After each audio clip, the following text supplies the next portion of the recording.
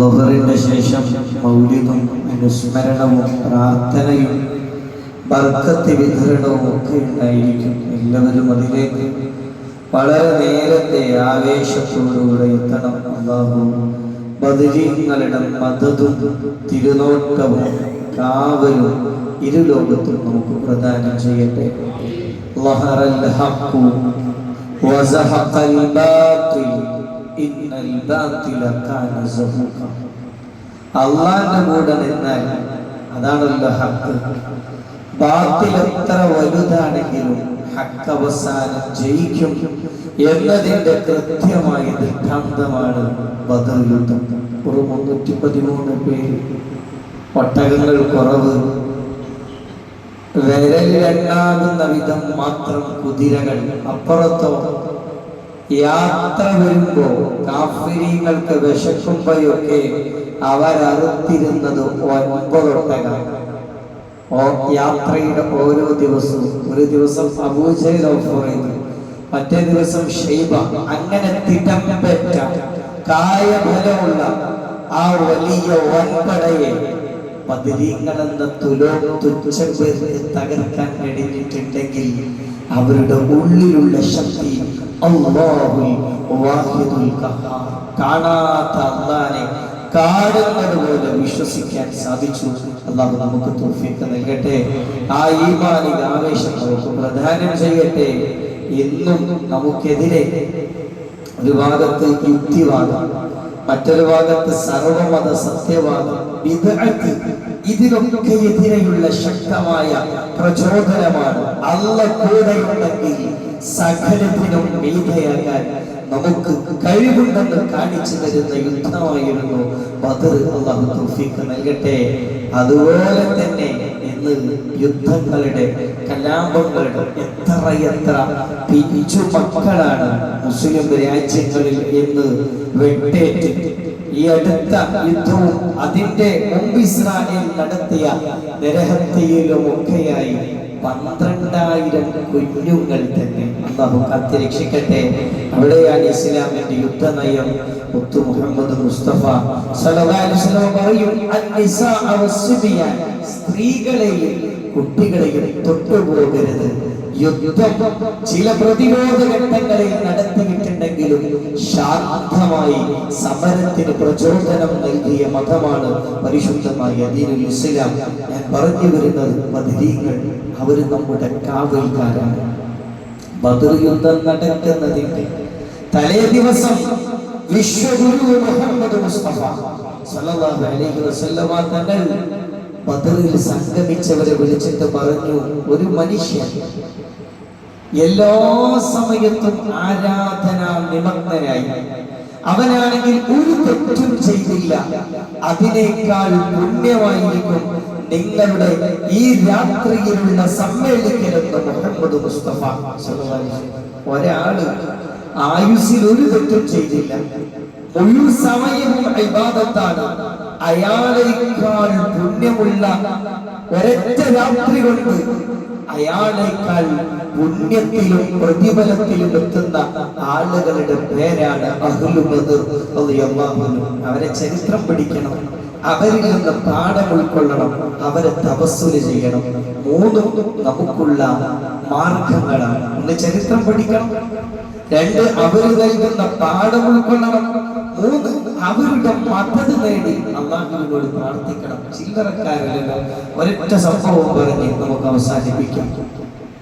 സഹിഹായ ഗ്രന്ഥങ്ങളിലൊക്കെ കാണാൻ പറ്റും, ഹാത്തിബ് ഇബ്നു അബീ ബൽതഅ റളിയല്ലാഹു അൻഹു സഹാബിയാണ്, ബദറിൽ പങ്കെടുത്തിട്ടുണ്ട്. പക്ഷേ ഒരു സമയത്ത് മദീനയിൽ മുസ്ലിങ്ങൾ നടത്തുന്ന സൈനിക നീക്കം വളരെ രഹസ്യമായി മക്കയിലെ മുശ്രിക്കീങ്ങൾക്ക് ചോർത്തി കൊടുക്കുക എന്നുള്ള ഒരു തെറ്റിദ്ധാരണ ചെയ്തു. മഹാനവറുകൾ ഒരു രാജ്യദ്രോഹ കുറ്റം ചെയ്തു. മുസ്ലിങ്ങളുടെ സ്വകാര്യ നീക്കം വളരെ രഹസ്യമായി ഒരു സ്ത്രീയെ വിളിച്ച് അവൾക്ക് 10 ദീനാറ് കൊടുത്ത് അവളോട് മക്കയിലെ മുശ്രിക്കീങ്ങൾക്ക് പോയി അറിയിക്കാൻ ഇദ്ദേഹം ഒരു ഇടപാട് നടത്തി. ആ സ്ത്രീയുടെ മുടിക്കെട്ടിനുള്ളിൽ ഒരു രഹസ്യ കത്ത് ഒളിപ്പിച്ച് ആ കത്ത് മക്കയിലെ മുശ്രിക്കീങ്ങൾക്ക് അഥവാ മുസ്ലിം നീക്കത്തെ പറ്റിയുള്ള രഹസ്യ വിവരം സ്വഹാബിയായ ഇദ്ദേഹം മുശ്രിക്കീങ്ങൾക്ക് അറിയിക്കാൻ ശ്രമിച്ചു. ഉടനെ അല്ലാഹു അത് മുത്തുനബി സല്ലല്ലാഹു അലൈഹി വസല്ലം തങ്ങൾക്ക് അറിയിച്ചു കൊടുത്തു. ഹബീബ് സല്ലല്ലാഹു അലൈഹി വസല്ലം ഉടനെ തന്നെ അലിയാരി തങ്ങൾ, അബൂ മുർസ, അങ്ങനെ 3 സഹാബാക്കളെ വിളിച്ചിട്ട് പറഞ്ഞു, ഇൻതലിഖു, പെട്ടെന്ന് പോകണം, ഇന്നാലിന്ന സ്ഥലത്തെത്തണം, അവിടെ ഒരു പെണ്ണിനെ നിങ്ങൾക്ക് കാണാം, അവളുടെ മുടിക്കെട്ടിനുള്ളിൽ ഒരു രഹസ്യ കത്തുണ്ടായിരിക്കും, അത് പിടികൂടണം. അലിയാരി തങ്ങൾ വണ്ടി വിട്ടു, അതിവേഗം പോയി. റസൂലുള്ളാഹി പറഞ്ഞു, സ്പോട്ടിലെത്തിയപ്പോ അതാ മുശ്രിക്കത്തായ ഒരു പെണ്ണ്. അവളോട് സധൈര്യം പറഞ്ഞു, കത്തെടുക്കണേ. അവള് പറഞ്ഞു, കത്തോ? എന്ത് കത്ത്? എന്റെ അടുക്കൽ അങ്ങനത്തെ ഒന്നുമില്ലല്ലോ. അലിയാര് തങ്ങൾക്ക് ഉറപ്പാണ്. കാരണം പറഞ്ഞത് റസൂലുള്ളാഹിക്ക് അറിയിച്ചു കൊടുത്തത് അള്ളയാണ്. അത് തെറ്റാത്ത പ്രഖ്യാപനമാണ്. അലിയാര് തങ്ങൾ പറഞ്ഞു, എടുത്തോ അല്ലെങ്കിൽ ഇത് തുടിയൂരും. അവള് പേടിച്ചു പോയി, വറച്ചുപോയി. ആ രഹസ്യ കത്ത് മുടിക്കെട്ടിനുള്ളിൽ നിന്ന്, മുടി ചുരുളുകൾക്കിടയിൽ നിന്ന് എടുത്തു. അലിയാരി തങ്ങൾ അതുമായി വളരെ വേഗം റസൂലുള്ളാഹി സ്വല്ലല്ലാഹു അലൈഹി വസല്ലമയുടെ അടുക്കലെത്തി. അപ്പോ തൊട്ടടുത്ത് ഒരാളങ്ങനെ പൊട്ടിത്തെറിക്കുന്നുണ്ട്, ഒരാളങ്ങനെ ദേഷ്യപ്പെടുന്നുണ്ട്, ഒരാൾ തന്റെ സകല വിഷമതയും കാണിച്ചിങ്ങനെ രോഷാകുലനാകുന്നുണ്ട്. അതാരായിരിക്കും? റസൂലുള്ളാഹിന്റെ അടുക്കൽ ഇങ്ങനത്തെ വിഷയം വരുമ്പോ തീ പാറുന്ന ഒരു വ്യക്തിത്വമുണ്ടെങ്കിൽ അതാരായിരിക്കും? ആരത് ചെയ്തത്? ഓനെ കിട്ടിയാൽ വെട്ടണം. നോക്കിയപ്പോ ഹാത്തിബാണ്. വിളിച്ചു, ഹാത്തിബിനെ വിളിച്ചു. മൃതങ്ങൾക്ക് ഇങ്ങനെ ഇഞ്ചിഞ്ചായി വെട്ടിവധിക്കാൻ ആവേശത്തിൽ നിൽക്കാം. ഹാത്തിബിനെ വിളിച്ചു. യാ റസൂലല്ലാഹ്, ഹാത്തിബ് പതുങ്ങിയ സ്വരത്തിൽ പറഞ്ഞു, യാ റസൂലല്ലാഹ്, എനിക്ക് അങ്ങയിൽ വിശ്വാസമില്ലാത്തത് കൊണ്ടല്ല, ഇസ്ലാമാണ് യഥാർത്ഥ മതം എന്നറിയാത്തത് കൊണ്ടല്ല ഞാനിതൊന്നും ചെയ്തു പോയത്. എന്റെ കുറച്ച് സ്വത്തും എന്റെ കുടുംബക്കാരും മക്കയിലുണ്ട്. എന്റെ സ്വത്തും എന്റെ കുടുംബവും രക്ഷപ്പെടണം എന്ന് വിചാരിച്ച് അവരോടൊന്ന് രക്ഷപ്പെടാൻ വേണ്ടി അവർക്കൊരു രഹസ്യ കത്ത് കൊടുത്തതാണ്, അതല്ലാതെ ഇസ്ലാമിനെ തകർക്കാനല്ല. എന്നാലും ഉമർ റളിയല്ലാഹു അൻഹു എനിക്ക് സഹിക്കണില്ല. എന്നാലും മുഹമ്മദ് നബിയോട് അങ്ങനെ ചെയ്യാൻ പറ്റും, എന്നാൽ ഇസ്ലാമിനെ അങ്ങനെ വഞ്ചിക്കാൻ പറ്റുമോ? വെട്ടണം, ആത്മീയതയും നിമിഷം തന്നെ വെട്ടണം എന്ന് പറഞ്ഞു.